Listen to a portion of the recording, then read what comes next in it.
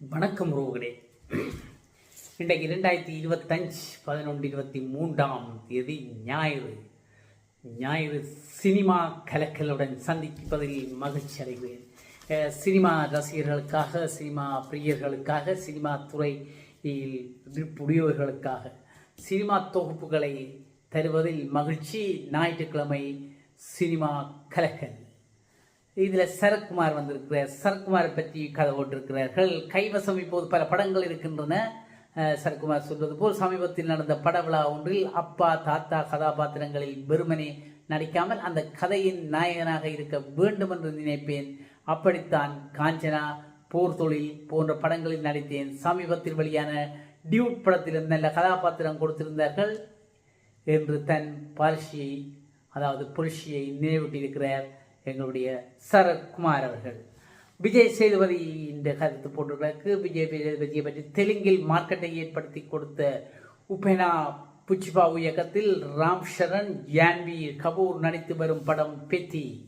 AR Rahman இசையமைத்து வரும் இந்த படத்தின் ஒரு பாடல் காட்சியை இலங்கையிலும் படமாக்கி போட்டு திரும்பி இருக்கிறார்கள் என்று சொல்லப்படுகிறது. இலங்கை வந்திருக்கிறார்கள், படமாக்கி இருக்கிறார்கள். படத்தை ராம் சரணின் பிறந்த நாள் என்று திரைக்கு கொண்டு வர முயற்சிகள் நடக்கின்றதாக தெரிவிக்கப்படுகிறது. பார்ப்போம் எங்கே வெளிவரும், அப்போது நாம் அதை பார்த்து ரசிப்போம். மஞ்சு வாரியர் என்று சொல்லப்படுகிற ஆர்யாவுடன் நடிக்கும் மிஸ்டர் எக்ஸ் டிசம்பருக்குள் திரைக்கு வரும் வகையில் பணிகள் நடக்கின்றன. அடுத்து ரன்ஷித்தின் இயக்கத்தில் ஆர்யா நடித்திருக்கும் வேட்டுவம் படப்பிடிப்பும் நிறைவடையும் கட்டத்தில் இருக்கிறது. காமெடி ஜானரில் நடித்து பல ஆண்டுகள் ஆவதால் அடுத்து அப்படி ஒரு படத்தில் நடிக்க விரும்புகிறார் ஆர்யா என்று சொல்லப்படுகிறது. இன்னொரு பக்கம் சார்பட்டா பரம்பரை 2 இதுக்கான தோற்றத்தை கொண்டு வரும் வேலைகளிலும் இறங்கி இருக்கிறார் என்று சொல்லப்படுகிறது. மஞ்சு வாரியரை பற்றி கூறியிருக்கிறார்கள். இங்கே ஐஸ்வர்யா ராம்சாயை பற்றி சொல்லுகிறது. அது சொல்லவே இல்லை என்று சொல்லுகிறார்கள். பாப்போம். 6 வருடம் கடந்து மலையாளம் மௌன ராகம் போய்கொண்டிருக்கிறது. சீரியல் முடியப் போகுது என்று ஒரு வருடமாக சொல்லியிருக்கிறார்கள். அது நிஜமாக என்று தெரியவில்லை. சீரியல் என்பது முடிவதற்கான சாத்தியம் இருக்காது. அது தொடர்ந்து கொண்டே போகும் இல்லையா? அது எங்களுக்கு நல்ல சுவாரஸ்யமான நிகழ்வாக இருக்கும். சீரியல்கள் அப்படித்தான் போய்கொண்டிருக்கும். வருடக்கணக்கில் ஓட்டுவதற்காகவே கதைகளை நீட்டிக்கொண்டு போவார்கள். படியிலிருந்து இறங்குவதற்கு எப்படியும் 1 மாதம் 2 மாத சீரியல் பார்க்கின்ற போதுதான் அந்த ஒரு வீட்டு படி ஆரம்பத்திலிருந்து கீழே இறங்கக்கூடியதாக இருக்கும். அதுவரையும் அந்த சீரியல் ஓடிக்கொண்டே இருக்கும். ஆகையினால் சீரியல் முடிய போகிறது என்பது மிகவும் கஷ்டமான ஒரு விடயம்தான். பார்ப்போம், பொறுத்திருந்து சீரியலை முடித்தால் அது வெற்றிதான். ஆனால் அந்த சீரியல் முடிந்தாலுமே என்னால் கேரளாவை விட்டு வர முடியாது என்று நினைக்கிறேன். ஏனென்றால் அடுத்தடுத்த சீரியல்களுக்கு இங்கே கேட்டுக்கொண்டிருக்கிறார்கள். அவ்வளவு பிரசித்தி பெற்றதாக இருக்கிறார். அவர் பிரபல்யம் அடைந்து விட்டார். ஆகையினாலே அவர் சீரியலுக்கு தொடர்ந்து போகிறார். ஆகையினால் இங்கே நான் பெறலாம் இருக்குது. எனக்கு சரியான busy, I am very busy என்று சொல்லி கொண்டு அவை இருக்கிறதாக தகவல்கள் தெரிவிக்குது.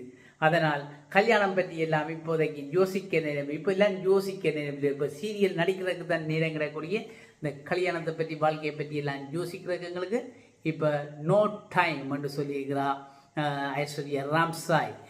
அதை வீட்டில் பார்த்துக் கொள்வார்கள். கல்யாணத்தை பற்றி எல்லாம் யோசிப்பார்கள். அவர்கள் தான் குறிப்பு பார்ப்பார்கள். அவர்கள் தான் மாப்பிள்ளை பார்ப்பார்கள்.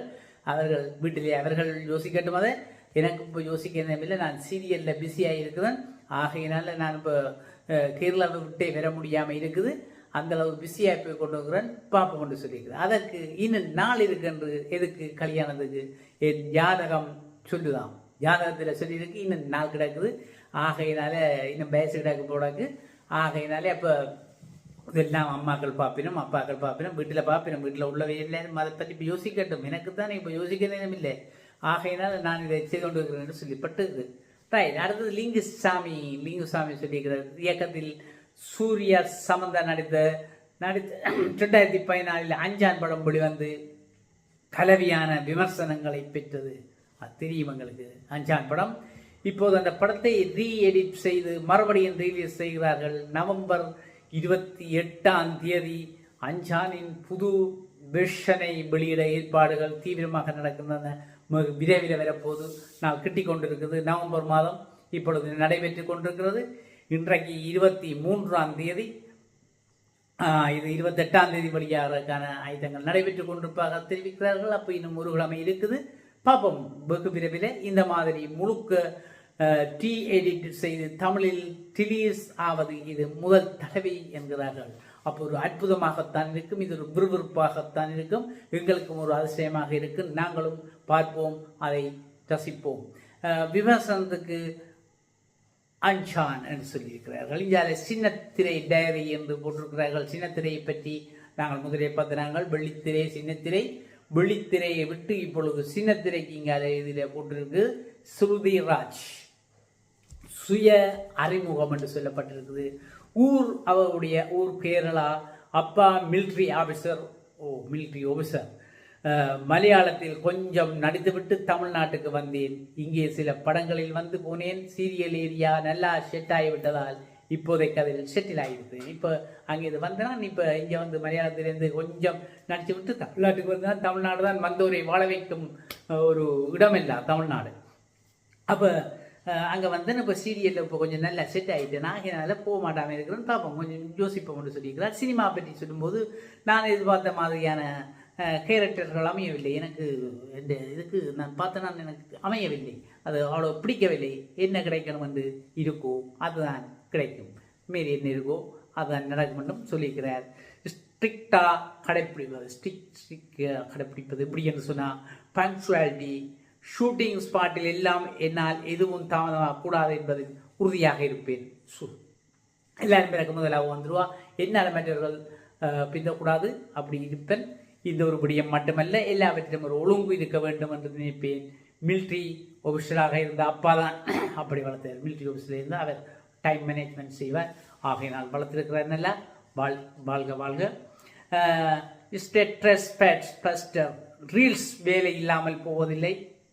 ரெஸ்பெக்ட். நடிக்கிற நேரம் தவிர மற்ற நேரங்களில் இதை செய்வோம் என்று ஜாலியாக சொல்லுவதுதான், செய்வதுதான் அவன் விஷயம். பிடிச்ச பிடிக்கும் என்னென்னு சொன்னால் சமீபமாக பிரசித்தி பெற்ற கோயில்களுக்கு சென்று வருவது பிடிக்குது.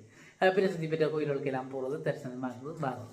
அதான் தனுஷின் அக்கா மகன் பவேஷ் தனுஷ் இயக்கிய நிலவுக்கு என்மேல் என்னடி கோபம், நிலவுக்கு என்மேல் என்னடி கோபம் படத்தின் மூலம் ஹீரோவாக அறிமுகமானார். அடுத்த படத்துக்கான கதைகளை பவேஷ் கேட்டு வந்த நிலையில் அறிமுக இயக்குனர் மகேஷ் ராஜேந்திரன் படத்தில் கமிட் ஆகியுள்ளார். சமீபத்தில் நடந்த இதன் பட பூஜையில் பங்கேற்ற கஸ்தூரி ராஜா கிளாப் அடித்து படப்பிடிப்பை தொடக்கி வைத்திருந்தார். இன்னொரு விடயம், கஸ்தூரி ராஜா இப்போது நடிகராக பல படங்களில் நடித்து வருகிறார். ஹிந்தியை தொடர்ந்து தமிழிலும் மீண்டும் அதிக கவனம் செலுத்தி வருகிறார் எங்களுடைய மாதவன், எங்களுடைய மார்க்கண்டேயர். இளமை தோற்றத்துடன் இருக்கும் எங்களுடைய மாதவன். மித்ரன் ஜவஹர் இயக்கத்தில் நடிக்கும் அதிர்ஷ்டசாலியை தொடர்ந்து இயக்குனர் A.L. விஜயின் இயக்கத்தில் கங்கனா ரணாவத்துடன் ஒரு படத்தில் நடித்து வருகிறார். சமீபத்தில் அதன் படப்பிடிப்புக்காக ஊட்டி சென்று வந்தார் மாதவன். ஊட்டி சென்று வந்திருக்கிறார், இப்பொழுது நடித்து கொண்டிருக்கிறார். இதைத் தொடர்ந்து G.D. நாயுடுவின் பியோபிக்கிலும் மும்முரமாக நடித்து வருகிறார் மாதவன். சினிமா கலந்த ஒரு சுவையான செய்திகளை தந்தோம். இதில் வெள்ளித்திரை, சின்னத்திரைகளை தருகிறோம். இது பற்றிய கருத்துக்களை உங்களுடைய கொமெண்ட்ஸில், எங்களுடைய கொமெண்ட்ஸில் பதிவிடுங்கள். இது நன்றாக இருக்கிறதா அல்லது சுவையாக இருக்கிறதா, இது எப்படி இருக்கிறது என்றது உங்கள் கருத்துக்கள் மூலம் நாங்கள் அறிய ஆவலாயிருக்கிறோம். இத்துடன் நிறைவேறுகிறது ஞாயிறு சினிமா கலக்கல். நன்றி.